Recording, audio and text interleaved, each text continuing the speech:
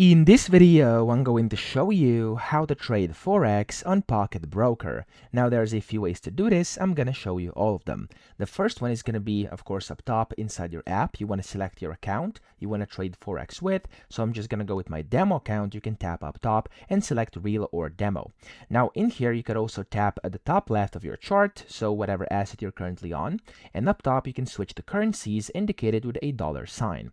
In here, you can find these currencies. There's a bunch of different Forex pairs and OTC next to them, so you can select whichever one you want to trade. I'm gonna go and, for example, for this tutorial here, use a random one. Let's do Euro GBP. I'm going to tap on it, and as you can see, there we go. Here's my chart. At the bottom, I can pick my time, I can pick the amount, of course, and then I can go and buy or sell, and that way I can trade Forex.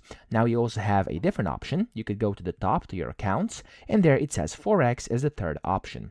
Tap on this, and then here you have a bunch of different options. As you can see, you have Forex MT4 or MT5, so both. So that's MetaTrader 5 or MetaTrader 4. You have both demo and real accounts, and you can just go and tap on any of those. If I tap on Forex MT5 demo, it's going to open up here inside the Pocket Broker app. It's going to take a few seconds to load, but essentially you can then trade in here as well. So as you can see, top left, if I tap on what currently says Bitcoin, I can go and switch over to currencies, and in here there's all the currencies I can trade. So I can go and pick, for example, I'm gonna pick this random one over here, USD Canadian dollar, and as you can see, I can go and trade it over here as well. I can buy, I can sell, I can set all the things down at the bottom. So I can say select the volume, so volume of a trade in lots, and then you have like settings over here as well, where you can select if you want to buy or sell, and then you have conditions like take profits, stop losses, etc.